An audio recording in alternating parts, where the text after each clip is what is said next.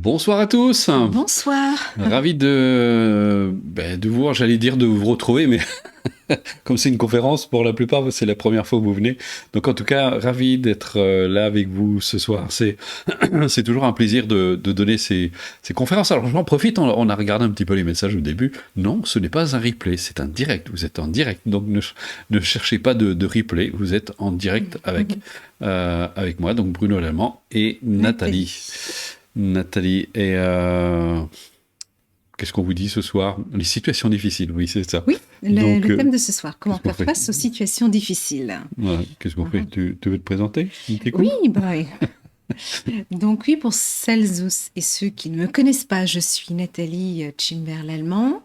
Je fais partie de l'équipe Ressources Actualisation, au même titre que Bruno, au même titre que Oui. Loïc, pardon, qui est de l'autre côté de la caméra, et Fabienne aussi, qui répond au téléphone et qui s'occupe et qui traite vos commandes. Voilà, vous avez dans une vieille photo on n'arrête pas de dire Voilà qu'on va la l'ensemble rafraîchir, mais de l'équipe, voilà. Alors pour ma part, je suis ici à côté de Bruno pour lui donner un coup de main sur cette webconférence, puisque lors de la troisième partie, vous allez pouvoir poser vos questions, et c'est moi qui vais lire vos questions, et Bruno pourra y répondre donc directement. voilà. Je suis également aussi donc coach de vie certifié et je suis rompue à la méthode de Bruno. C'est pourquoi je me fais un plaisir de répondre également à vos emails et à vous aider justement dans ce cheminement que les participants et élèves peuvent avoir. Et je suis référente cuisine altruiste. Puisque je fais partie de l'association Planète Altruiste que Bruno a fondée en 2017. Donc, je suis référente cuisine sur les stages de méditation donnés par Bruno. Voilà. Très bien, merci beaucoup, Nathalie. Alors, effectivement, je ne peux pas voir vos questions. Donc Nathalie n'intervient pas pendant la conférence. Elle intervient pour me transmettre les questions. Voilà, que vous dire de plus? Bon, je ne vais pas me présenter. Vous avez peut-être vu la bande-annonce. Si vous prenez en cours, vous pouvez toujours reprendre au début. Donc on va aborder, on donne, vous avez peut-être dû le voir sur Internet, je donne très régulièrement des conférences sur différents sujets, que ce soit la gestion du stress, qu'on a donné d'ailleurs avant-hier, sur la confiance en soi, parce que ce sont tous des domaines qui, je sais, vous touchent. Alors j'essaie de vous faire bénéficier de mon expérience. Ça fait maintenant 35 ans que je transmets ces connaissances. C'est une démarche que j'ai commencé à enseigner en cabinet. J'ai été d'ailleurs aussi consultant auprès des hôpitaux dans la région de Strasbourg. J'ai été consultant à France 3 aussi, et puis dans de très nombreuses entreprises. Et puis je suis intervenu auprès d'un très large public qui me suit maintenant depuis 35 ans. On va entrer dans la 36e année d'ailleurs, donc ça commence un petit peu à dater. Donc on a un petit peu d'expérience, on va dire. Voilà. Donc vous n'avez pas... c'est pour ça, je vous dis ça parce que c'est important aujourd'hui. Je sais qu'il y a beaucoup de choses sur Internet, les gens s'inquiètent, se posent des questions, est-ce que c'est sérieux, etc. Donc là, vous avez une démarche et vous verrez d'ailleurs à la fin de cette vidéo, vous aurez le bonheur d'entendre Dr Cyril Azif-Thomas, qui est un psychiatre, membre du comité éthique des hôpitaux français. Donc vous voyez, c'est pas n'importe qui vous parlera justement de cette méthode, parce qu'il l'a suivi, il l'a pratiqué, il est venu en stage aussi, c'est même devenu un ami, et il a tenu absolument à porter son témoignage, parce qu'on pense que ça peut être effectivement tout à fait rassurant. Alors on va voir justement à travers cette démarche qui peut vous aider dans les situations difficiles. Mais d'abord, je vais vous parler du sujet qui nous concerne. Comment faire face aux situations difficiles. D'abord, il y a 3 points qu'il faut considérer dans les situations difficiles. Il y a l'avant, il y a le pendant et il y a l'après. Donc, il y a avant les situations difficiles. Donc là, on n'est pas dans une situation difficile. Mais je vous dis ça parce que c'est important, parce qu'on est dans une culture qui a très peur de la souffrance. Pour ceux qui ont un petit peu voyagé, j'ai fait de l'humanitaire en Afrique, et puis j'ai fréquenté le peuple tibétain, et je vois bien le rapport à la souffrance est vraiment très très différent. Nous, j'ai presque envie de dire, on a un petit peu peur du tout. On a peur du moindre microbe, on est vraiment très peur de la souffrance. Et d'ailleurs, même Dalai Lama, quand il était venu en Occident, il avait dit ce qui caractérise vraiment l'Occident, c'est la peur de la souffrance. Et on s'en protège, et plus on s'en protège, le problème c'est que plus on en devient devient insensible. Donc il y a l'avant, c'est-à-dire qu'on vit, on est justement, comme on a tellement peur de la souffrance, on vit comme si rien n'allait jamais nous arriver. Comme si jamais il nous arriverait un coup dur, une séparation, un deuil, une maladie, etc. Alors que c'est inhérent à l'existence, c'est inhérent à la vie. Et donc on ne veut pas en entendre parler. Sauf que quand ça nous arrive, c'est pour ça que souvent les gens, quand ça leur arrive, ils disent moi avant je pensais que c'était que les autres, c'est que c'était que pour les autres, mais pas pour moi. Mais malheureusement ça leur arrive. Et on est très démunis justement quand ça nous arrive. Et il y a quand ça arrive, qu'est-ce qu'on fait? Comment est-ce qu'on se libère de ça quand on arrive à se sortir de là? On va parler de tout ça. Et puis aussi, il y a l'après surtout. Qu'est-ce qu'on va faire de cette expérience? Parce que c'est important, quand on a été confronté à des situations adverses, l'après est très important pour ne pas retomber justement dans ce piège. Non pas qu'on va pas éviter la souffrance, c'est impossible, parce que c'est lié à notre condition ordinaire. À tout moment, on peut faire une chute, on peut tomber, il peut nous arriver un pépin, quelque chose qu'on n'a pas vu venir. Bref, on est tous, c'est inévitable, et j'imagine que parmi vous, il y en a un grand nombre qui ont déjà vécu des situations qu'on appelle des situations difficiles, conditions adverses, et auxquelles ils ont été confrontés. Peut-être que vous êtes en plein dedans aussi, et que vous vous posez des questions, vous avez envie d'avoir des réponses pour savoir comment vous pouvez vous sortir de ce mauvais pas. Je vais commencer vraiment d'abord par l'avant, parce que c'est fondamental. Ceux qui ont vécu des difficultés savent que ça peut leur arriver. Mais il y a deux aspects. Quand ça nous arrive, on peut soit se dire, on sait que ça peut arriver. Et on sait que ça peut arriver peut-être d'une autre façon, mais il y a une différence entre savoir que ça peut arriver et redouter que ça arrive à nouveau. C'est pas la même chose du tout. Et ça, on va voir, c'est vraiment important. Et je dirais que quand il nous arrive des coups durs, des moments difficiles, après, on sait que ça peut arriver et on peut s'y préparer. C'était d'ailleurs Benjamin Franklin, j'ai adoré cette citation de Benjamin Franklin qui disait « Je me prépare toujours au pire et j'attends le meilleur, comme ça je ne suis jamais déçu ». Alors ça peut paraître pessimiste, se dire « Je me prépare au pire ». Et oui, parce que, encore une fois, on peut jamais savoir, on ne sait pas.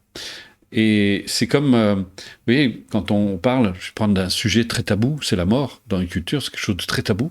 Alors que vous voyez, moi j'ai fréquenté le peuple tibétain pendant 15 ans, ils se préparent tout le temps à mourir. Et ce qui est extraordinaire, parce que quand je dis ça aux gens, ils disent « mais moi je veux vivre, je ne veux pas mourir ». Ce qu'ils ne comprennent pas, c'est qu'au contraire, ça vous donne une intensité de vie parce que vous ne perdez pas votre temps.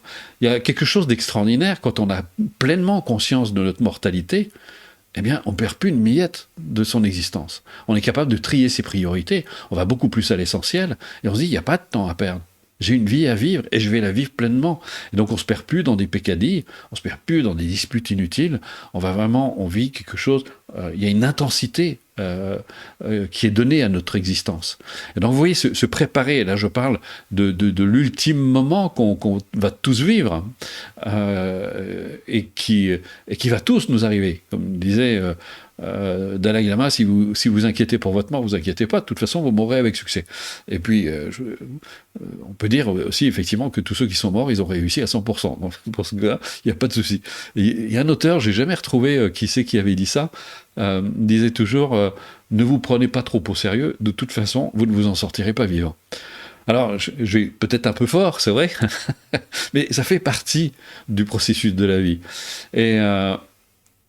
Et vous voyez finalement tous ces événements, toutes ces difficultés, pour les sages, moi j'ai pu rencontrer, ils disaient, en fait, ce sont tous ces moments difficiles, ce sont autant de moments qui les deuils, les échecs, les séparations, etc., ce sont des petites morts qui nous préparent à la grande mort, si on sait les accepter pleinement. Alors je dis pas que c'est facile, et je sais de quoi je parle, parce que si vous avez eu l'occasion de lire mon livre « Quand la vague réalise quel est l'océan », j'ai pas été épargné par le destin. Mais j'aurais pu devenir une victime, et c'est Boris Cyrulnik qui disait soit vous subissez la souffrance, soit vous essayez d'en faire quelque chose. Soit ça peut être un tremplin, ça peut être un marchepied pour aller vers une existence beaucoup plus riche, beaucoup plus épanouissante. Et parce que vous savez, quelque part, que on ne pourra pas éviter, on ne sait pas ce qui nous attend au coin de la rue demain. Donc, et c'est vraiment important d'accepter cet état de fait. Parce que, j'ai envie de dire, la vie, quelque part, est dangereuse. Elle est dangereuse. Je veux dire, vous traversez la rue, vous avez un moment d'inattention, et hop, ça y est, vous passez sous une voiture. Je sais de quoi je parle, parce que moi, ça m'est arrivé. J'étais beaucoup plus jeune, j'avais 8 ans, et je me suis retrouvé à l'hôpital comme ça, et c'était assez sérieux. Et donc, vraiment, tout peut nous arriver. Et on vit avec quelqu'un qu'on aime, etc. Puis du jour au lendemain, soit la personne peut décéder. J'ai eu des personnes qui ont vécu ça. Et puis ça peut être aussi une séparation. On s'y attend pas. La personne s'en va, on se retrouve tout seul et on vivait comme si ça allait jamais nous arriver. Et donc on ne peut pas éviter les difficultés, on ne peut pas éviter les coutures, on ne peut pas éviter les souffrances. Et ça, c'est vraiment très important. Mais par contre, il y en a qu'on peut éviter. Parce que si c'est comme vous sortez dehors, et puis il y a une tuile qui se détache du toit, et puis si vous êtes perdu dans vos pensées, vous êtes complètement dans votre bulle, et vous ne voyez pas la tuile qui vous arrive sur la tête. Par contre, si vous êtes vraiment là, si vous êtes présent, vous n'êtes pas perdu dans vos pensées, ben, vous allez entendre un petit bruit bizarre, vous allez lever la tête, vous allez voir la tuile qui va arriver, puis vous pouvez vous écarter. Et souvent, c'est parce qu'il y a beaucoup de choses qui nous arrivent, parce qu'on n'est pas là, parce qu'on ne les voit pas. Et on va voir comment être un peu plus là dans sa vie, un peu plus présent pour voir les choses arriver. Et ça va nous épargner un grand nombre de souffrances. Ensuite, eh bien, quand on est au cœur de la tourmente, quand on est régulièrement des personnes qui me contactaient parce que effectivement ils vivaient un deuil, ils vivaient un échec, ils vivaient une séparation, c'était très difficile pour eux. Et je voyais combien beaucoup de personnes étaient complètement anéantis, ne comprenaient pas ce qui leur arrivait. Parce qu'effectivement, ils vivaient comme si jamais rien n'allait leur arriver. Il n'y avait aucune préparation, aucune anticipation. Alors, je ne veux pas dire par là que quand on a ce genre d'attitude, on n'est pas épargné, on souffre bien sûr aussi. Mais il y a vraiment un rapport complètement différent à la souffrance. Et on va aussi vous montrer ce que vous pouvez faire. Alors quand on est au cœur de la tourmente, c'est très difficile de donner des conseils parce que ça dépend d'une personne à l'autre, ça dépend de comment elle vit, comment elle le perçoit. Vous mettez 10 personnes dans une même situation, vous aurez 10 réactions différentes. Il n'y a pas une seule personne qui va vivre les choses de la même façon. C'est très très différent d'une personne à l'autre, ça dépend de son histoire, ça dépend de sa perception de la situation, ça dépend de sa lecture de la situation. Et c'est ce qui faisait dire d'ailleurs à Dalai Lama, il n'y a pas de mauvaise carte du ciel, il y a toujours une mauvaise lecture de la carte du ciel. Et pour le dire autrement aussi, et ça nous emmène vers l'après, c'est ce que disait Aldous Huxley, l'expérience, ce n'est pas ce qui nous arrive, c'est ce que nous faisons de ce qui nous arrive. Et donc il y a l'après, et l'après est très important aussi. L'après est très important parce que, soit effectivement, vous vous laissez écraser par la souffrance, et on voit des personnes, après vraiment un méchant coup dur, un événement cuisant, ont beaucoup de mal à se remettre. Et c'est là où je vous recommande vraiment de vous faire accompagner, parce qu'il y a des choses qu'on ne peut pas gérer tout seul. On a besoin d'aide, on a besoin d'amis, on a besoin d'un soutien psychologique, on peut avoir besoin d'une aide psychologique. Donc là, je pense que c'est important de pouvoir se faire accompagner. Mais ce qui est important aussi, c'est de savoir, de faire en sorte de ne pas vivre après, de s'enfermer dans la peur, en se disant mais pourvu que ça ne m'arrive plus. Et ça, c'est pas la meilleure chose, parce que dès l'instant où on vit avec cette peur, eh bien, on va être en tension perpétuelle, on va être dans une espèce de stress presque permanent, et ça va nous empêcher de vivre. Alors on va peut-être oublier, à un moment on va finir par oublier, ça va être loin derrière nous, mais néanmoins, les traces de cet événement restent en arrière-plan. C'est souvent le cas de certaines personnes qui, après un deuil ou après une séparation, en fait, n'arrivent plus à se remettre avec quelqu'un, parce qu'ils redoutent à nouveau d'être abandonnés. Mais en fait, le problème, il n'était pas au moment où la personne a été quittée, il était bien avant. Cette peur d'être abandonnée, elle était déjà en arrière-plan, elle était déjà là, et ça n'a fait que la réveiller, que la mettre en évidence. Mais ça ne résout pas le problème. de se dire je ne rencontrerai plus personne parce que je ne veux plus souffrir. Parce que c'est quelqu'un vous quitte, bien sûr, c'est douloureux, qu'on le veuille ou non. Mais c'est aussi le refuser, c'est vous priver de tout l'enrichissement que cela peut apporter. Nous sommes des êtres sociaux et nous avons besoin du contact avec les autres aussi pour apprendre, pour nous enrichir. Et on voit malheureusement dans une culture tellement on est très individualiste, donc on développe cette peur de l'autre, cette peur des autres, et on est toujours en train de critiquer. Nous, on voit sur Internet comment les gens, pour un rien, sont capables de mettre des choses pas forcément toujours sympathiques sans même connaître la personne. Et je trouve ça extraordinaire. Bon, il y en a d'ailleurs certains auteurs qui suppriment carrément les commentaires parce que c'est très désagréable de voir ce genre de comportement, et c'est un peu désolant. Mais ça, c'est un autre sujet. Donc c'est important de pouvoir, j'ai envie de dire, d'être équipé. Alors moi, comme mon enfance a peu mal démarré, et que j'étais confronté à des conditions extrêmement difficiles. J'étais tout jeune, je me rappelle, je m'étais fait la réflexion, mais si la vie, ça doit être toujours comme ça, moi je préfère repartir, j'ai pas envie. Mais en même temps, il y a une petite voix, une petite flamme en moi qui me disait, mais il doit certainement y avoir autre chose. C'est pas possible. La vie, ça peut pas être aussi sombre, ça peut pas être aussi dur, ça peut pas être aussi... parce que mon enfance, c'était un vrai conte de Zola, c'est quelque chose d'assez extraordinaire. Mais quelque part, il y a une part de moi qui refusait ça, qui se disait non, ça peut pas être tout le temps comme ça. Donc aujourd'hui, ça va. Vous voyez d'ailleurs, c'est pour ça que j'enseigne ces démarches pour montrer aux gens, eh bien, qu'on n'est pas obligé de subir sa vie, qu'on n'est pas des victimes, qu'on n'est pas obligé de se laisser écraser par les circonstances extérieures, par les événements, qu'on peut en tirer bénéfice, mais on a besoin, et c'est ce qui nous manque le plus cruellement dans les cultures, parce qu'on a une carence énorme par rapport à ce genre de connaissances. C'est justement, on a besoin d'être équipé, d'avoir les outils nécessaires qui vont nous permettre de tirer bénéfice de nos expériences, de savoir, comme disait Aldous Huxley, de faire en sorte que ce n'est pas ce qui nous arrive, qui est le plus important, c'est ce qu'on va faire de ce qui nous arrive. Et ça, c'est vraiment, vraiment très, très important. Mais pour ça, il faut qu'on puisse... il faut s'équiper finalement, parce que la vie c'est un peu comme un parcours. Vous partez en safari, il faut vous équiper, il faut vous former aussi, il faut vous préparer, il faut anticiper, parce que vous n'allez pas partir comme ça en safari en se disant ouais, je vais bien voir, puis c'est là vous êtes confronté avec des animaux sauvages et vous pouvez avoir des gros problèmes. Donc c'est important de connaître le terrain sur lequel vous allez vous retrouver, quel genre justement qu'est-ce que vous allez, à quoi vous risquez d'être confronté, parce que ça va vous permettre d'anticiper, de vous préparer, voire d'avoir un entraînement adéquat pour ça. Eh bien, j'ai envie de dire, la vie c'est une grande aventure aussi, et c'est important de pouvoir être prêt, parce que on nous dit faites des études, ayez un bon métier, etc. C'est bien, mais quand quelqu'un décède, je fais comment? C'est pas mon diplôme qui va me sauver. Si mon mari ou ma femme me quitte et que je suis au 36e dessous, mes diplômes ne vont pas m'être très utiles. On voit, on a d'ailleurs régulièrement des personnes très érudites, des scientifiques, des médecins, ils sont aussi vulnérables que n'importe qui aux conditions adverses. Donc, si leur femme leur quitte, ils sont anéantis aussi, pour certains en tout cas.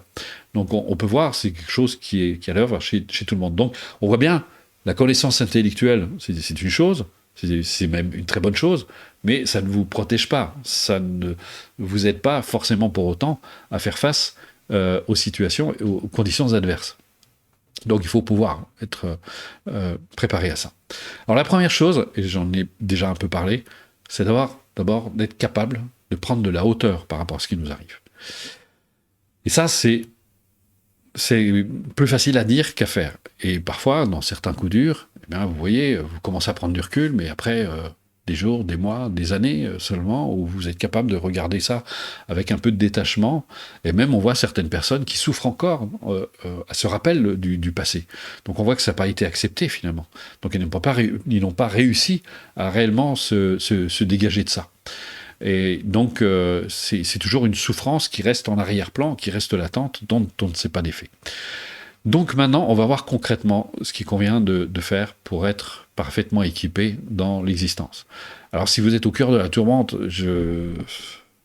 Je ne vais pas avoir grand-chose à vous dire, parce que sauf si vous faisiez partie des personnes qui suivent mes cours, là je pourrais vous donner quelques conseils qui seraient appropriés, parce que je sais ce que vous faites, je sais quels sont les outils que vous avez à votre disposition, et donc je saurais vous dire quoi faire, comment mettre en application quand vous êtes face à ce genre de situation. Mais là aussi, c'est pareil, ça dépend comment faire. Vous voyez, je reprends aussi cet exemple, je reviens à ça aussi. Vous voyez, notre culture, on est aussi dans cette culture, comme on ne veut pas accepter la souffrance, eh bien, on a cette tendance facile à aller prendre tout de suite soit des médocs, mais ça peut être de l'alcool, ça peut être pour essayer de noyer en fait la souffrance. Mais on ne fait que l'anesthésier. On s'en libère pas. Ce qui est l'origine de la souffrance n'a pas disparu pour autant. Vous n'avez fait que l'endormir, même si vous prenez des antidépresseurs, parce que c'est assez légion dans une culture. Je crois que même certaines personnes vont prendre même ce qu'on donne des antidépresseurs pour les personnes. Je me rappelle une histoire que quand j'étais en cabinet, personne m'avait rapporté que son médecin lui avait donné des antidépresseurs parce qu'il avait mal à l'épaule. Je me suis dit, mais ça va pas. C'est un kinésithérapeute qu'il faut aller voir, ou un ostéopathe, ou un médecin chinois. Mais prendre des antidépresseurs, c'est pas anodin. C'est une camisole chimique quand même, donc c'est pas rien. Donc il faut savoir quand même ce qu'on fait. Et le problème, c'est que là aussi, on n'est pas capable de voir comment on s'est mis dans cette situation, comment on aboutit. Et je vais aborder tout de suite, je vais même tout de suite vous faire, parce qu'il y a 3 niveaux dans les démarches, je vais vous faire tout de suite du 3e degré. C'est très important, c'est de comprendre tout ce que vous vivez aujourd'hui, quoi que vous expérimentiez. Il faut que vous ayez à la conscience que c'est un aboutissement.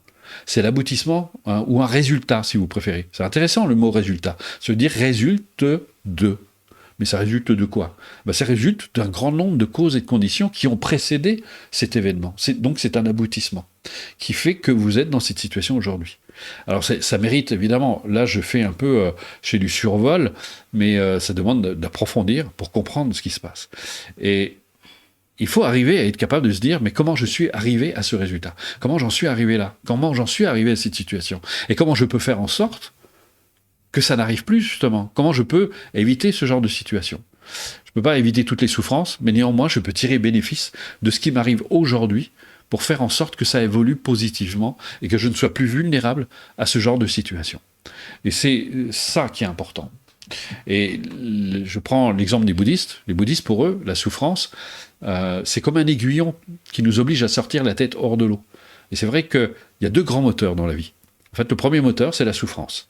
C'est parce que je souffre et que j'en ai assez de souffrir que je vais entreprendre peut-être une démarche, que je vais prendre ma vie en main et que je vais commencer à me poser peut-être les bonnes questions qui vont m'amener à cet accomplissement, cette réalisation. Et ce qui va prendre le relais, eh bien, c'est le bonheur, c'est la joie. Parce que comme vous avez réussi à vous libérer de vos difficultés, de vos souffrances, mais vous commencez à connaître une certaine joie de vivre. Et c'est cette joie de vivre qui prend le relais et qui est la deuxième motivation. La deuxième motivation, finalement, c'est le bonheur. C'est le bonheur de vivre, c'est la joie d'exister, etc. Mais tant qu'on est empêtré dans ces souffrances, c'est très difficile. Alors donc, je disais, la première chose à faire, c'est prendre de la hauteur par rapport à soi-même. Très important, parce qu'en fait, si vous regardez, l'examen qu'on doit faire d'abord, c'est qui crée la souffrance finalement. Si c'était les conditions extérieures qui créent la souffrance, c'est-à-dire que ce soit un deuil, une séparation, un pépin, une mise au chômage, etc., si c'était les conditions extérieures qui est à l'origine de la souffrance, tout le monde dans la même situation devrait vivre la même souffrance. Alors on sait très bien que c'est pas vrai. Pourquoi ? Parce qu'en réalité, c'est pas les conditions extérieures qui créent la souffrance. C'est lié à la représentation mentale que nous avons de la situation. C'est notre réaction qui crée la souffrance.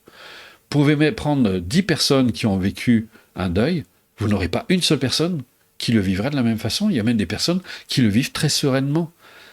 Moi, j'ai fait de l'accompagnement aux mourants, et un jour, j'ai vécu quelque chose d'extraordinaire. J'ai vu une personne, on avait appelé une femme dont le mari était en train de décéder, qui était en soins palliatifs, et elle a demandé à être seule avec son mari. Et quand elle est ressortie, elle était rayonnante, alors que son mari venait juste de décéder. Elle a dit, bon, ça y est, c'est fini. Elle était rayonnante. Je me suis dit, mais... Moi, j'étais tout jeune encore. J'ai dit, mais... Comment ça se fait ? Et puis les infirmières n'ont pas pu s'empêcher de lui demander. Mais elle dit, on s'est tellement aimé pendant toute cette vie. Et plus tard, je me suis dit, cette personne, elle doit faire de la méditation, c'est pas possible. Elle doit avoir une démarche certainement derrière. Mais elle était vraiment en paix, il y avait quelque chose d'assez fantastique. Donc vous voyez, à situation égale, vous n'avez pas une seule fois la même réaction. Il y a des personnes, ça va les effondrer complètement. Il y en a même qui n'arriveront jamais à s'en remettre, qui auront beaucoup de mal à se remettre debout. Donc vous voyez, c'est complètement lié à la perception, consciente ou inconsciente, qu'on a de la situation. J'ai donné une conférence sur le stress il y a 2 jours. J'expliquais justement que vous avez le phénomène de stress, ce qu'on appelle le stresseur, la situation qui est stressante. Mais là, c'est pareil, face à un stress, personne n'est égal. Il n'y a pas une personne qui aura la même réaction. Mais d'où vient cette réaction? Vous prenez l'exemple d'une personne qui manque de confiance en elle face à un stress.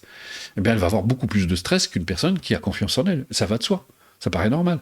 Mais donc, c'est bien lié à la perception que la personne a d'elle-même, de ses capacités, de ses ressources, mais aussi de la situation. Elle est capable d'analyser la situation, de la regarder avec suffisamment de détachement pour agir de manière appropriée.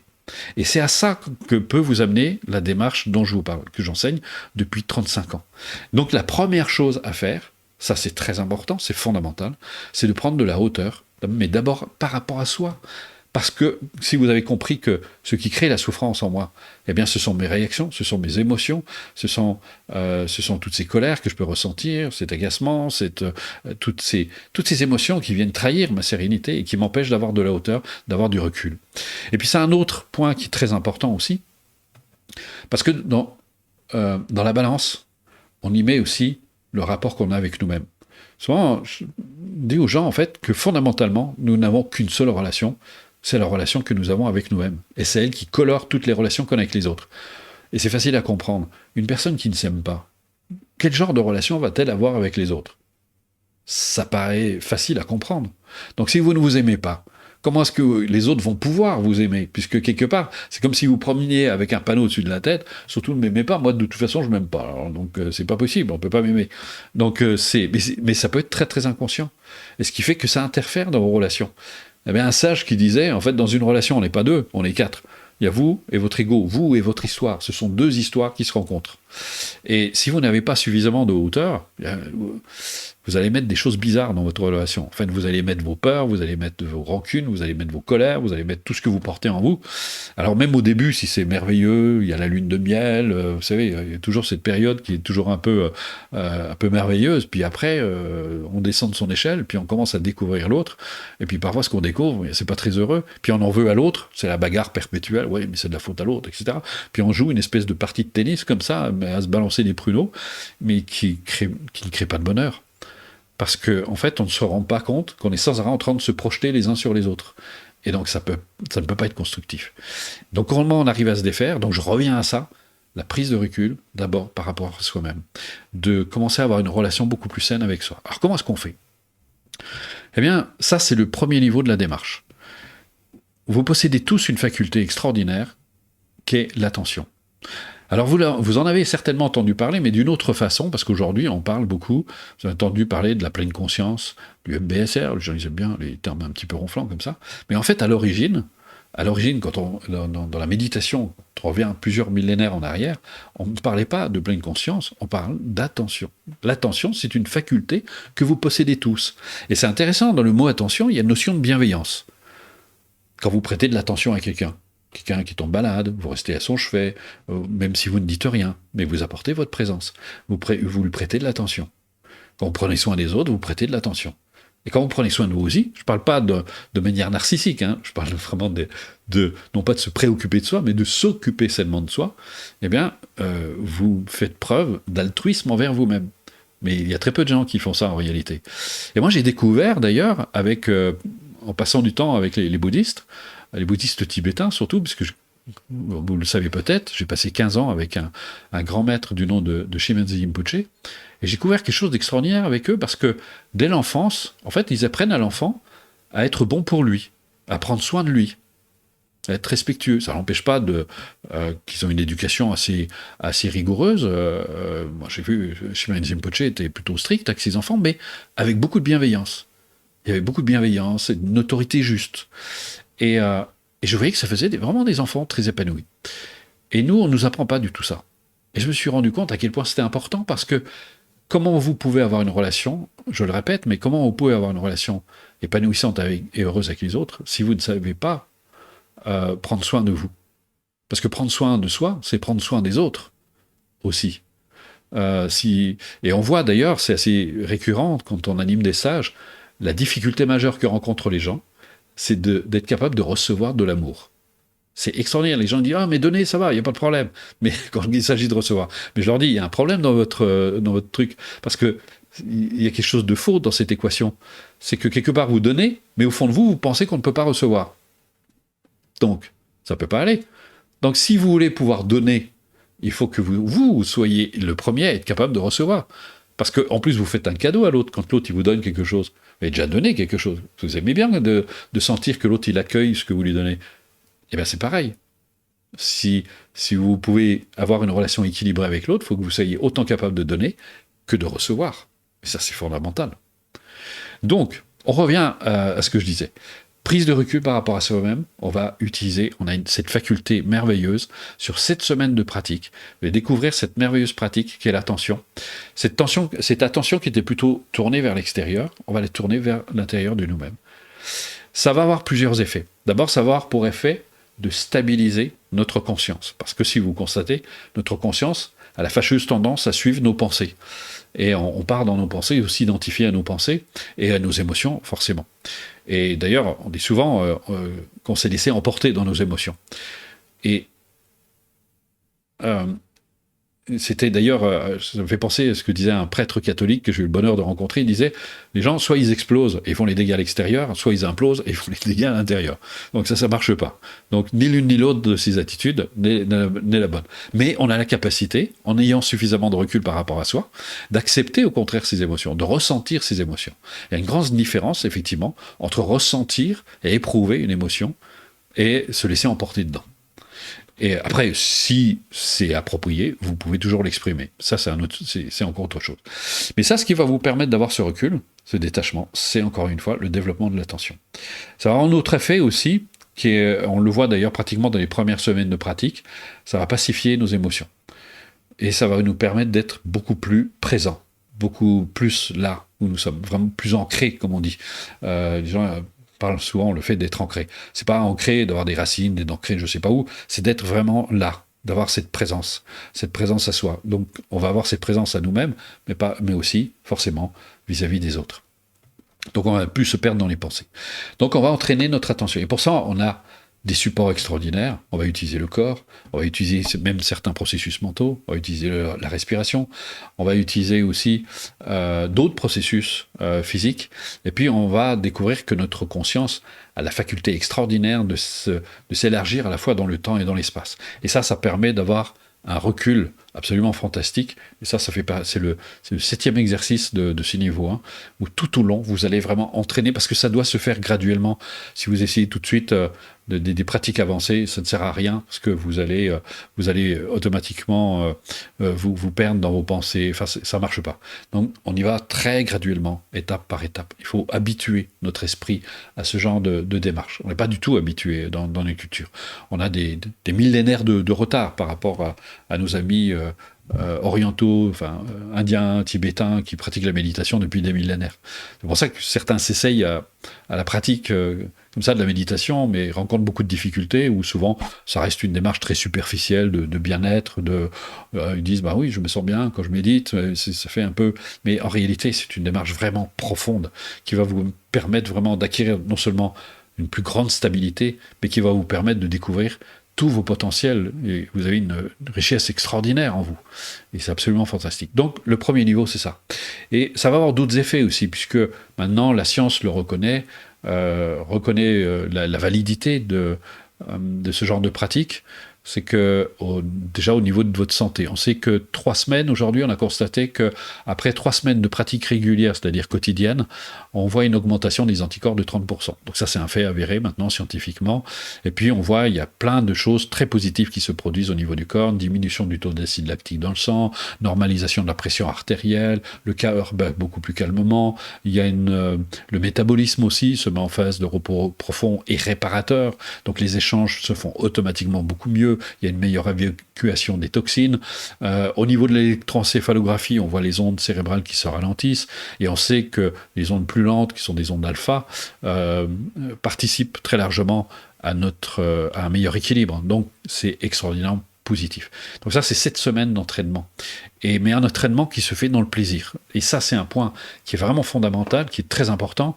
Cette pratique, parce que je constate dans nos cultures, je le répète pratiquement à chacune de mes conférences, mais notre culture, on associe effort et contrainte. Et on est dans une espèce de... C'est désagréable. Alors quand on dit aux gens, bah voilà, vous avez pratiqué tous les jours, ah mais il faut que je pratique tous les jours, et tout de suite on voit, il faut faire un effort, on est effrayé. Moi je vais vous le dire autrement, si vous avez 20 minutes de plaisir à vous accorder par jour, un quart d'heure, 20 minutes par jour, même 10 minutes, si vous arrivez à le faire au moins régulièrement, 10 minutes, de 10 minutes à une demi-heure, je vous disais, de plaisir, je me dis bien de plaisir, alors cette démarche elle est faite pour vous. Parce que ce plaisir va faire que vous allez pratiquer plus souvent, et quand vous allez pratiquer souvent, eh bien ça va avoir des effets positifs, et quand vous aurez des effets positifs, ça va vous donner encore plus de pratiquer. Donc là, vous allez entrer dans un cercle vertueux. Bon voilà, j'espère que c'est ce que je vous dis est clair. Ensuite, il y a le deuxième niveau, qui est très important parce que souvent, quand on parle de méditation, les gens pensent que c'est juste la pleine conscience. Et partout, je vois, les gens, je pratique la pleine conscience, la méditation pleine conscience. En fait, la pleine conscience, c'est un aspect de la méditation. C'est pas de la méditation, c'est un aspect de la méditation. La méditation, c'est un entraînement de l'esprit. Et pour les bouddhistes, c'est ça, c'est tout un entraînement de l'esprit. Eux, ils parlent de moyens habiles. En fait, ils utilisent des moyens pour accéder à leurs ressources, à leur potentiel, à la réalisation complète. Donc après, il y a un autre aspect. Je vais essayer de vous le décrire pour que vous compreniez ce que c'est.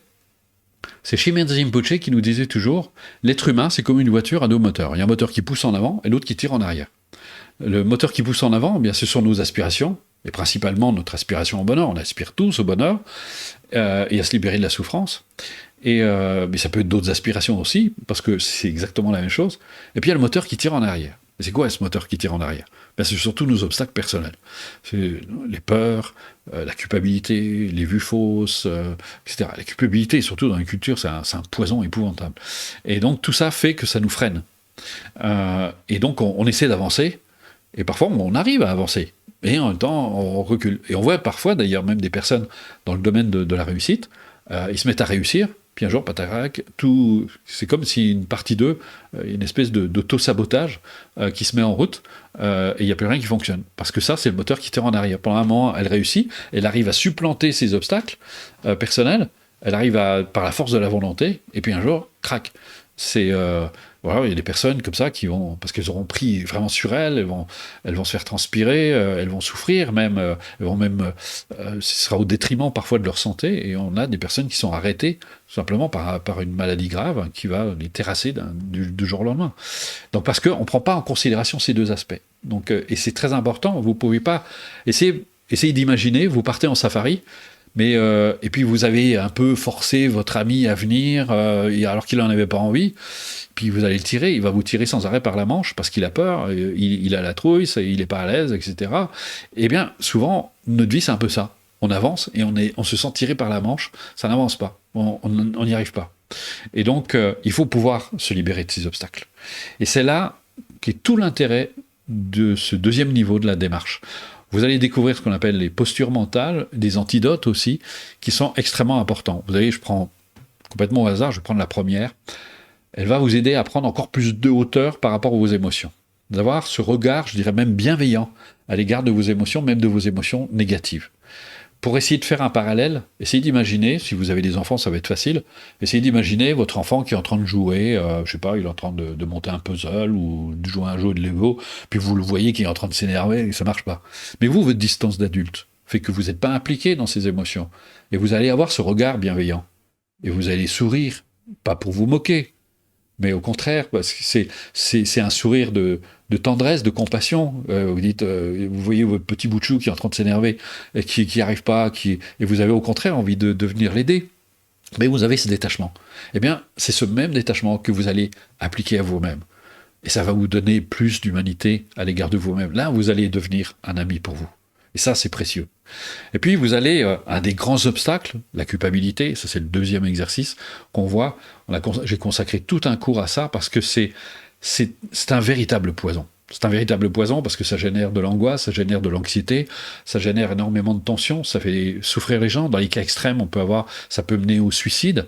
On sait que même d'ailleurs, certains psychologues reconnaissent que la culpabilité peut être à l'origine de certains cancers parce que ça crée de telles tensions internes que ça peut générer des maladies.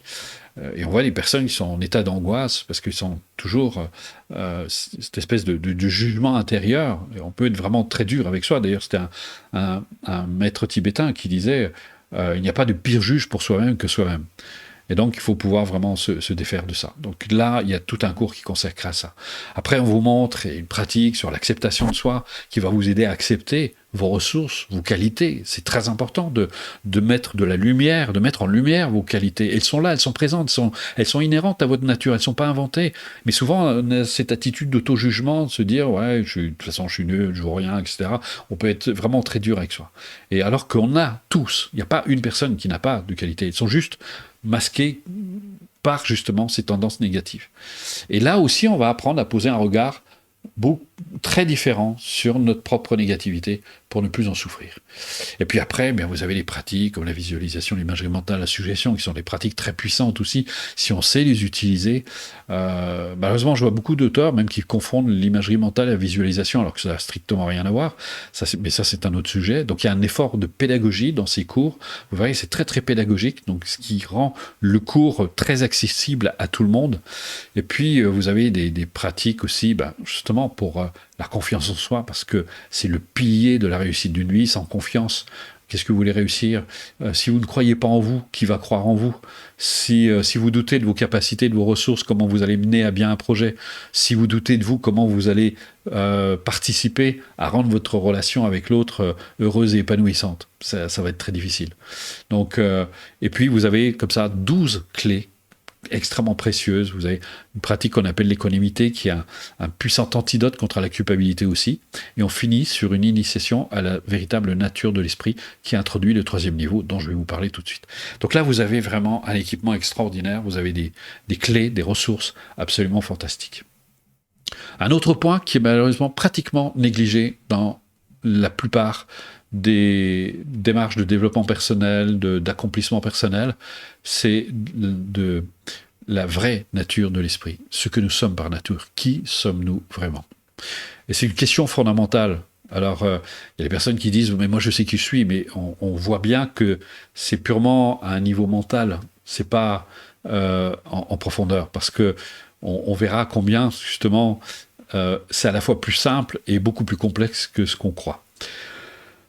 Mais ce qui est extraordinaire, c'est que révéler sa vraie nature vous met en contact avec tous les potentiels. Essayez d'imaginer que ce que vous croyez de vous, c'est-à-dire l'image que vous avez de vous, est représentée par les nuages qui passent dans le ciel.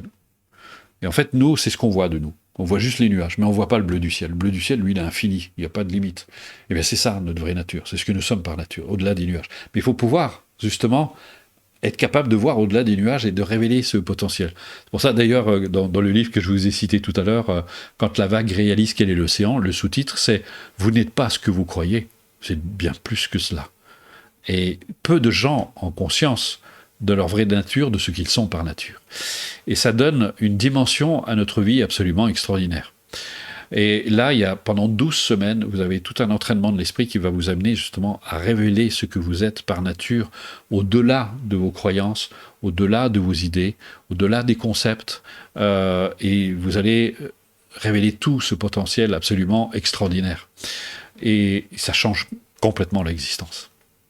Donc ce sont alors je ne peux pas entrer plus dans le détail parce que à la limite, il n'y a même pas de mots pour en parler, parce que quand vous découvrez toute votre dimension, ça change complètement votre regard sur l'existence. Vous ne subissez plus du tout la vie, et vous ne voyez plus du tout les choses de la même façon. Et là, croyez-moi, je sais de quoi je parle. Donc, avant, moi, je pensais, effectivement, la vie, c'est dur, c'est etc. Et là, on a une perception. C'est un petit peu, essayez d'imaginer, en état ordinaire, c'est comme si vous étiez au niveau du sol. Alors vous pouvez voir les détails, vous naviguez entre les rues, etc. Mais vous n'avez pas une vue d'ensemble. Alors que quand vous pouvez regarder les choses du haut, eh bien, vous voyez exactement où vous passez, vous voyez exactement où vous voyez, et puis vous avez une vue d'ensemble. Et ça change complètement, forcément, votre regard. Vous dites, ah, mais là, j'y vois plus clair. C'est et c'est amusant parce que ça me fait penser, il y a pas très longtemps, quand on est à la recherche d'une maison, et puis on avait une maison potentielle, et puis on a pris, vous savez, le logiciel Google Earth, et puis on a pu voir de haut, comme ça, on s'est dit, ah bah non, c'est pas du tout ce qu'il nous faut. Et c'est extraordinaire. Et ça me fait penser à ça. C'est que quand vous avez cette hauteur de vue, ça change complètement. Et vous ne faites plus coincer dans les situations. Donc c'est ça la démarche qu'on vous propose. Et ça va changer la vie. Alors je vous expliquerai, je vais d'abord répondre à vos questions. Je vais vous expliquer après comment ça se passe, comment vous pouvez y accéder, comment vous pouvez l'acquérir. Mais on va d'abord, je crois qu'il y a déjà, je vois que... Il y a quelques questions. Oui, il y a pas mal de questions. Alors, Françoise, s'interroger sur la façon dont on en est arrivé là, point d'interrogation, n'est-ce pas un problème de vibration et on attire les mêmes situations les unes derrière les autres? C'est pas seulement un problème de vibration, c'est que tant que vous voyez pas, je vais le dire autrement. Vous allez voir, c'est assez irréfutable ce que je vais vous dire. Vous pouvez parfaitement le comprendre. Si vous continuez à penser, à agir et à vous exprimer comme vous l'avez toujours fait, vous ne pouvez pas espérer avoir des résultats différents de ceux que vous avez obtenus jusqu'à aujourd'hui. Ça vous paraît évident. Donc, il s'agit de changer sa manière de penser, d'agir et de s'exprimer. Mais comment on fait si on n'a pas de hauteur par rapport à soi? Si vous ne vous voyez pas agir, si vous ne vous voyez pas penser, comment vous faites? C'était d'ailleurs Carl Gustav Jung, ce célèbre philosophe et psychologue, qui disait « Plus une pensée est ignorée par la conscience, plus elle a de chances de se transformer en destin ». Et Kim Bede en rajoutait qui disait « Votre vie n'est rien d'autre que le reflet de vos propres pensées, sauf que vous avez peu conscience de vos pensées ». Alors c'est même plus une question de vibration. La vibration, je veux dire, oui, bien sûr, mais c'est plus surtout de se voir en train de faire.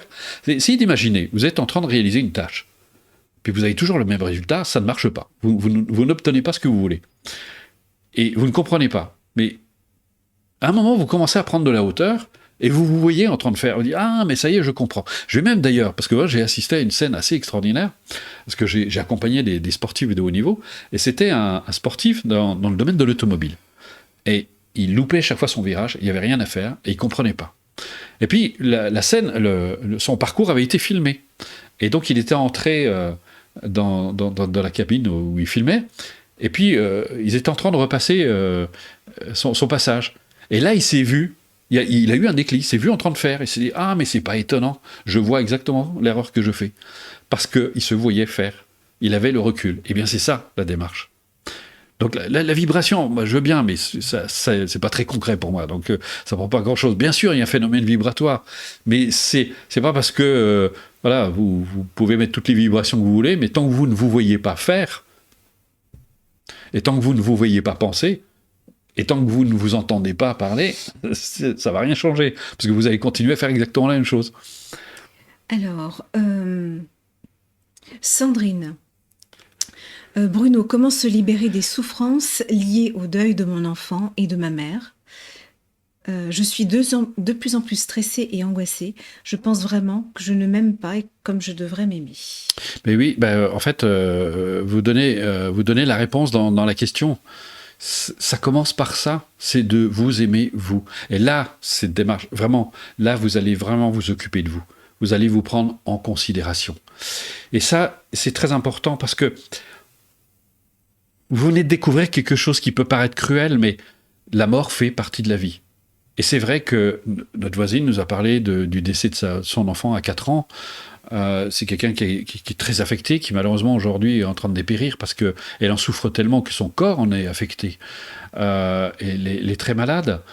Mais parce qu'on est dans une culture qui met ça sous le tapis, on ne veut pas en entendre parler. Et du coup, quand ça nous arrive, on est complètement désarçonné. Et ça ne veut pas dire qu'après on ne souffre plus. Bien sûr que vous souffrez, même si vous perdez votre enfant. Mais vous avez la capacité à vous remettre de ça. Alors vous allez me dire, est-ce qu'on arrive à se remettre de la mort d'un enfant? Pas complètement, bien sûr, mais moi je me dis, parce que évidemment, vous imaginez qu'à mon âge, j'ai laissé beaucoup de personnes derrière moi. Ma sœur est décédée à 47 ans, mon autre sœur est décédée jeune aussi, ma mère est décédée jeune, j'avais à peine 29 ans quand elle est décédée, je l'ai accompagnée. mais ce sont autant d'expériences qui m'ont amené à prendre conscience non seulement de ma mortalité, mais que la vie est éphémère et qu'on ne sait pas, c'est ce que nous apprennent les bouddhistes d'ailleurs, parce qu'ils disent il y a 2 grandes méditations sur la mort. La première, c'est de méditer jusqu'à prendre conscience de cette certitude que nous allons mourir. Personne n'y échappe. La deuxième, c'est qu'on ne sait pas à quel moment on va mourir. On ne sait pas quand on va mourir. Ça peut nous arriver à n'importe quel moment. La preuve, c'est que vous en avez fait l'expérience cruelle, c'est que votre enfant est décédé. Et donc on ne sait pas à quel moment. On se dit on est jeune et on a toute la vie devant nous. Eh bien non, on ne peut pas le savoir. C'est pas écrit quelque part. Et la question, c'est maintenant, qu'est-ce que je fais de ça? Comment est-ce que je tire bénéfice de cette expérience douloureuse? Et moi, je me suis dit, par rapport à toutes les personnes qui sont décédées, je me suis dit, quel est le plus beau cadeau que je peux leur faire? Eh bien, c'est le cadeau de votre bonheur. Parce que je me dis que peut-être votre fils là où il est, votre mère là où elle est, eh bien, elle a envie de vous voir heureuse. Parce que personne n'a envie, surtout, justement, des proches. Et après, commencer par les enfants. Les enfants ne souhaitent qu'une chose pour leurs parents, c'est qu'ils soient heureux. C'est pour ça que je n'arrête pas de dire aux parents, vos enfants n'ont pas besoin de parents parfaits. Ils ont besoin de parents heureux. C'est le meilleur repère et c'est le plus beau cadeau que vous pouvez faire à vos enfants. Ça, c'est vraiment indispensable. Et là, je pense que vous avez une démarche à entreprendre.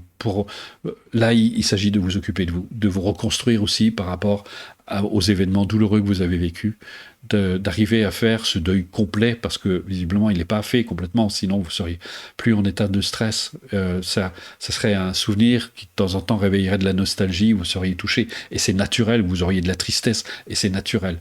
Mais le stress, ça indique que c'est encore fermé, c'est encore serré. Alors je sais pas, peut-être que c'est encore frais aussi, hein, donc je peux pas m'avancer. Je risquerais de parler en l'air et d'être maladroit dans ma façon de m'adresser à vous.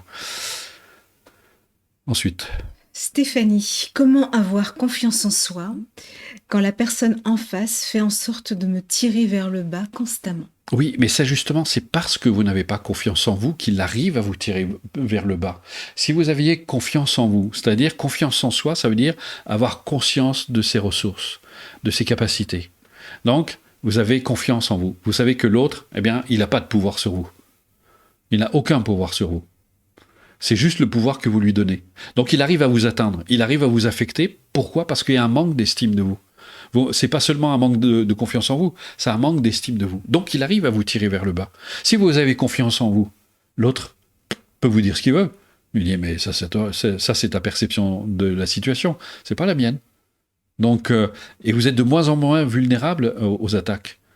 Vous savez, je prends un exemple d'ailleurs même personnel, au début quand j'ai commencé, parce que je suis devenu, malgré moi, un homme public, donc vous avez une partie de la population qui vous critique, ils vous connaissent pas, mais ils vous critiquent quand même, c'est pas grave. Mais il y a des gens, parfois, vous balancent des trucs vraiment pas sympas, et au début, je me laisse bêtement affecter.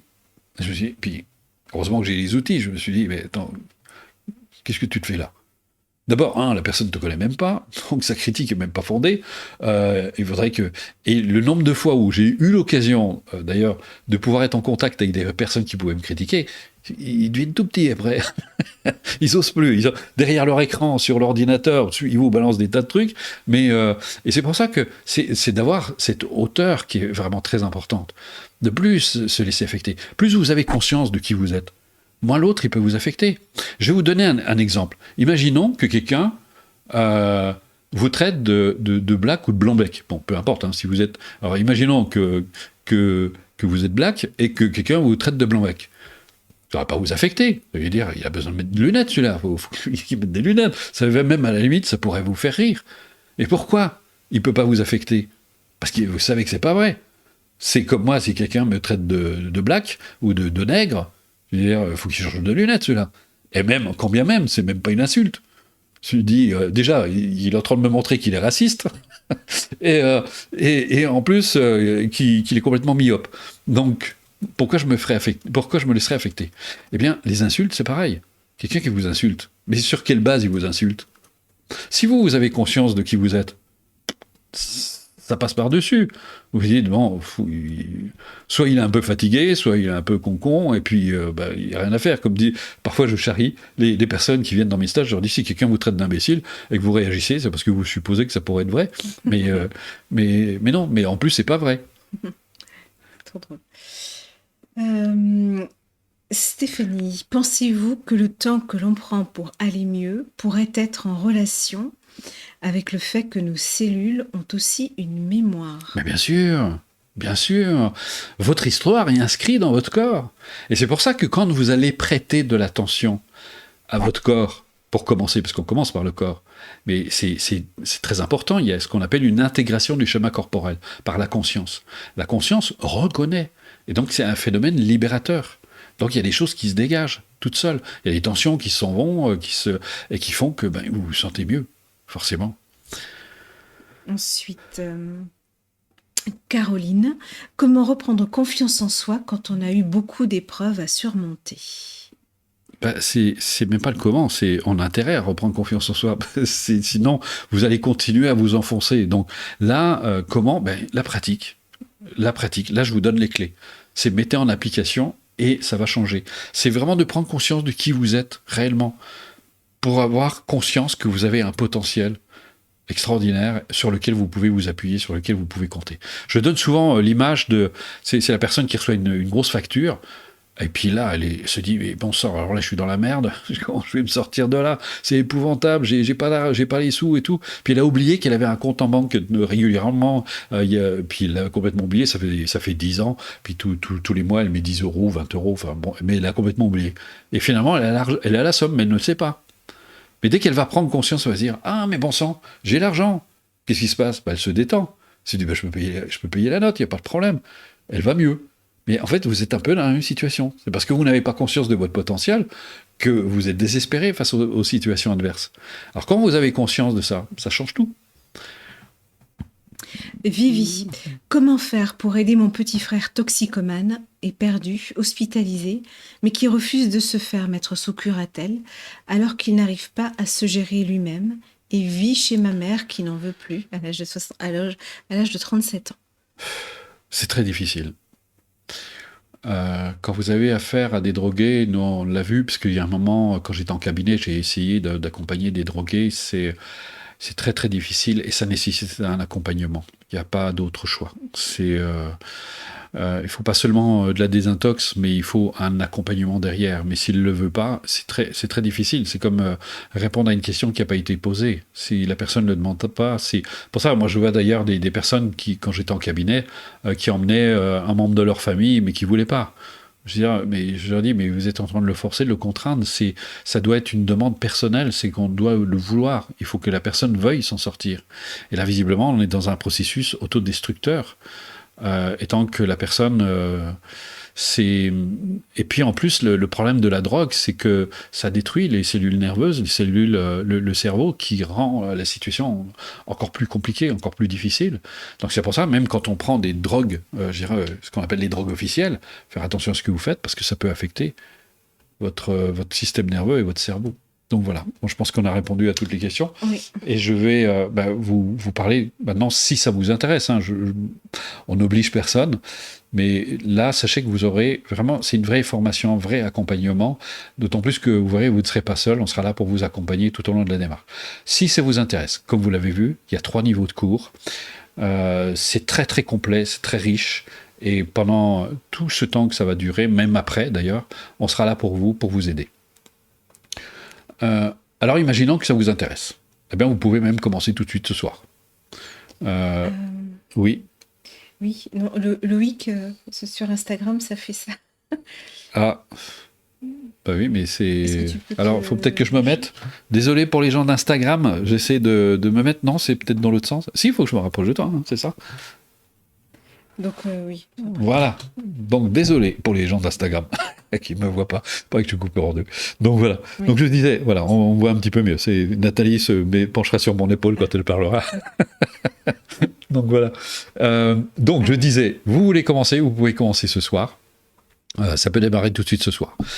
Alors, juste, j'ai oublié de vous dire une chose. C'est très important. Nous sommes aussi, et surtout, une association humanitaire derrière. J'ai fondé Planète Altruiste en 2017. Et tout ce qui... les cours que vous prenez, les stages auxquels vous participez, l'argent qui est récolté permet de soutenir les actions de cette association humanitaire. Donc on n'est pas là pour faire de l'argent, mais en même temps, ça permet nous, en vous rendant service, vous nous rendez service et ça nous aide dans nos activités. Donc, pas question, parce qu'on a régulièrement des remarques un peu con-con, on va le dire comme ça, où les personnes nous disent « Ouais, vous faites ça pour le fric, etc. » Si vous savez à quel point c'est un truc qui ne m'intéresse vraiment pas.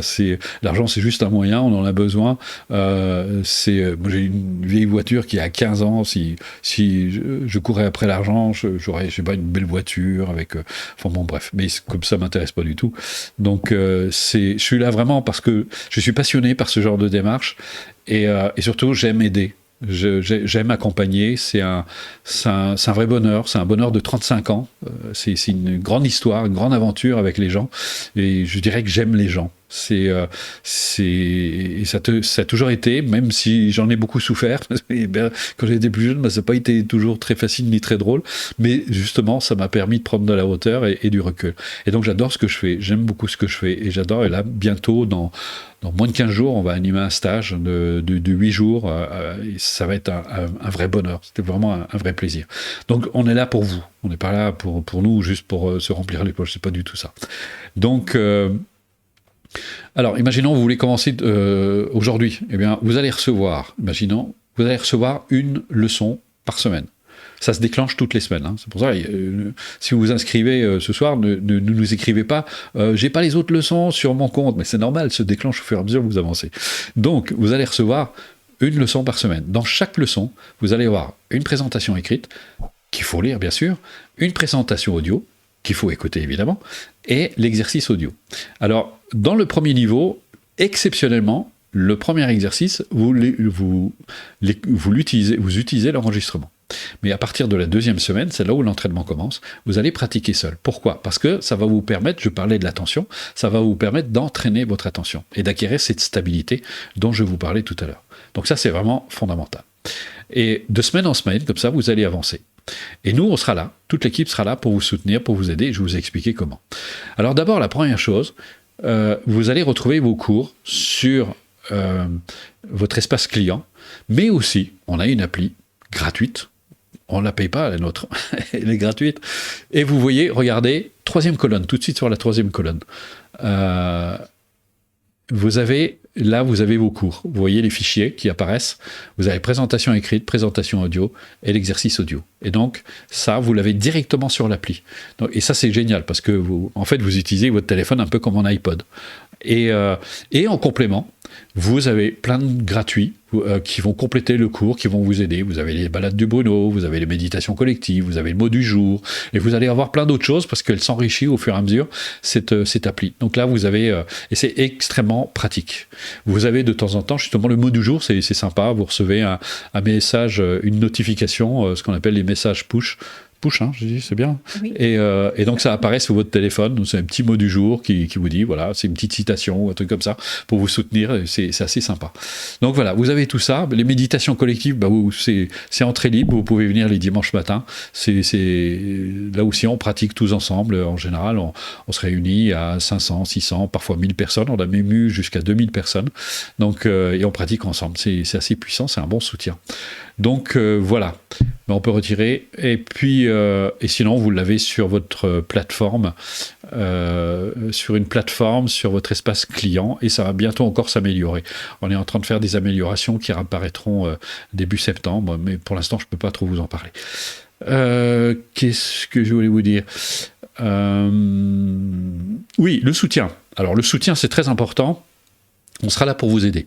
Nathalie, Loïc, qui sont rompus à la démarche depuis des années, et moi-même, on est là pour vous accompagner, pour vous aider. Et c'est pour ça qu'on a créé un groupe de soutien. Il y a 4000 membres aujourd'hui, même plus, hein, je crois que c'est assez impressionnant. Et ce qui est extraordinaire, c'est que sur ce groupe, c'est sur Facebook. Alors il y a des personnes, j'en profite parce qu'ils vont me dire « Ouais, mais moi Facebook, je ne veux pas y aller, je suis fâché avec eux, etc. » Mais vous n'êtes pas obligé, parce qu'il n'y a que Facebook qui crée ce genre de groupe privé. Donc on n'a pas trouvé d'autres solutions.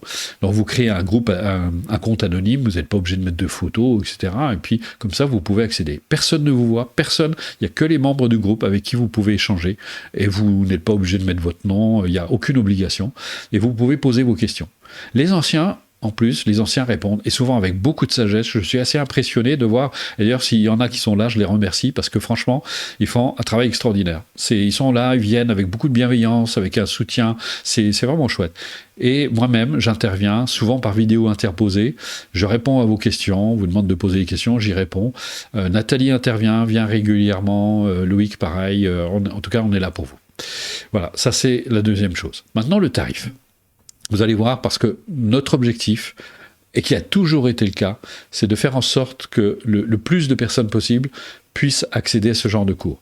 Si vous êtes d'ailleurs allé en cabinet, vous avez pu voir une simple séance, au minimum, c'est 40 € jusqu'à parfois 150, j'ai même vu 200 €. Bon, ça c'est déjà un peu plus exceptionnel, mais néanmoins, on reste dans des fourchettes entre 50 et 150 €. Donc vous voyez, c'est pas donné et c'est pas accessible à tout le monde. Je sais que les gens qui demandent 40 € en cabinet, c'est peu, parce que moi j'étais en cabinet, je peux vous assurer, quand vous avez les charges, que vous avez le cabinet à payer, etc., il faut s'accrocher. 40 €, c'est très difficile à maintenir. Mais il y en a qui le font, et vraiment bravo. Mais je sais très bien que si vous devez faire 10 séances, alors imaginons, là ça vous fait 31 séances, vous multipliez ça rien que par 40, vous avez tout de suite le tarif que vous paieriez. Et en plus, si vous allez en cabinet, c'est que si vous voulez refaire des séances, eh bien, il faut les repayer. Alors que là, c'est pas le cas. Vous pouvez en faire à vie. Parce qu'une fois que vous avez payé, vous ne payez qu'une fois et c'est terminé. Et sur Internet, c'est très difficile de trouver l'équivalence, mais néanmoins, je peux voir, c'est à peu près dans les 1000 €, c'est entre 500 et 1000 € à peu près le niveau, le cycle de formation. Là, vous allez voir, on est très très loin de ça. Le prix normal d'un niveau avec nous, c'est 250 €. Donc déjà, c'est rien, mais vous ne paierez pas ça, je vous rassure, parce que ce soir, on va faire un geste. La plupart des gens payent le tarif réduit qui est à 107 €. Donc là, déjà là, c'est donné. Mais là, ce soir, exceptionnellement, on va faire un geste. C'est que pendant 24 heures, Loïc va faire apparaître la petite affiche. Pendant 24 heures, vous ne paierez que 87 € par niveau. On vous rendez compte, c'est donné. 87 €. C'est un bon gros plein. Et un plein, vous êtes obligé de le refaire souvent. Alors vous rendez sur la page coursbruno.fr, vous mettez 3 fois W avant si vous voulez, si ça ne marche pas, et pendant 24 heures, vous bénéficiez de cette réduction. Mais c'est pas tout. Tu peux retirer la petite affiche. Vous voyez, là, c'est simplement donné. Les 3 cycles, ça fait 264 €. Donc, pour une formation, c'est tout simplement donné. Vous ne trouverez jamais ça. Hein. Ça n'existe pas. Ça arrive des personnes qui me disent c'est cher. Je dis attendez, il ne faut pas pousser. On a fait le calcul, ça fait 8 € la séance. Donc, essayez de trouver un tarif plus bas. Donc, et en plus, avec un suivi. Vous êtes accompagné, c'est pas juste parce qu'il y a des CD, vous en trouvez pas cher, c'est vrai. Mais là, vous avez un suivi, c'est une démarche, c'est une vraie formation. Vous êtes accompagné étape par étape et vous avez 31 clés. C'est pas juste des petites séances de détente que vous allez faire comme ça. C'est 31 clés très complètes, très pédagogiques, avec un enseignement à la clé. Parce qu'il y a beaucoup de gens, et de plus en plus de personnes qui commandent les 3 cycles. Et vraiment, c'est un gage de confiance, ça veut dire que vous nous accordez votre confiance et vraiment, ça nous touche beaucoup. Et quand vous êtes nombreux, on va vous faire un cadeau supplémentaire. Si vous faites partie de ceux qui veulent commander les 3 cycles et que vous êtes prêts, vous n'avez pas envie d'attendre 24 heures, et bien si vous commandez avant ce soir, minuit, voilà ce qu'on vous offre en plus. En plus des 3 niveaux, de tout ce que je vous ai dit, de l'accompagnement, etc., pendant tout le temps, même après, parce qu'on ne lâche jamais finalement les personnes qui nous suivent, eh bien, vous allez recevoir en plus 5 jours de stage en vidéo. C'est un magnifique cadeau. Loïc a filmé sur place les stages. Vous allez avoir des enseignements, des pratiques en complément des cours. Normalement, ça vaut on appelle ça un pack vidéo. Ce pack vidéo coûte 150 €. Et là, c'est cadeau, c'est offert. Mais c'est pas tout. Vous allez recevoir 9 heures d'enregistrement d'un séminaire sur la confiance en soi, en vidéo toujours. Donc là, c'est cadeau. Vous allez recevoir aussi, c'est pas fini, vous allez en recevoir un paquet de choses. Hein. Vous allez recevoir le CD du mois. Le CD du mois, c'est tous les mois. Vous allez recevoir un extrait d'enseignements que j'ai donnés au cours d'ateliers, de stages, de séminaires, etc. Et pendant 12 mois, donc pendant 1 an. Et puis à côté de ça, vous avez les e-books qui vous sont offerts sur la santé, c'est comment créer l'harmonie au niveau du corps-esprit, etc. Donc vous avez plein de choses comme ça qui vous sont offertes. Si vous deviez acheter avec les bonus, vous en auriez pour plus de 1 000 €. Et là, vous n'en avez que pour 264 €. Avec la possibilité de payer en plusieurs fois, surtout pour la France, par carte, vous pouvez payer en plusieurs fois, ou par chèque, si vous préférez payer par chèque. Par contre, si vous payez par chèque, n'attendez pas parce que à la date limite de cette offre, ça s'arrête, et si vous envoyez vos chèques après, ça marche plus. Donc c'est juste pour la petite histoire. Donc voilà, si vous êtes intéressé, tu voulais me dire quelque chose ? Non, j'attends que tu voilà. finisses. Si vous êtes intéressé, eh bien, il n'y a plus qu'à. C'est à vous de décider. Et puis après, on va vous laisser avec Dr Cyril Azif-Thomas. Mais Nathalie, qui a été posée. Oui. La formation est-elle diplômante ? Non, c'est une formation pour vous. C'est pas pour devenir professionnel. C'est vraiment pour vous. Des coachs, effectivement. Mais par contre, on a énormément de professionnels qui la suivent. Oui. On a des coachs, des infirmières, des médecins. On a énormément de gens qui suivent. Mais moi, j'ai pas voulu parce que, d'abord. Pour moi, ça ne veut pas dire grand-chose, parce que si vous n'avez pas pratiqué et que vous arrivez à la fin des 3 cycles, on vous donner un certificat qui ne veut pas dire grand-chose.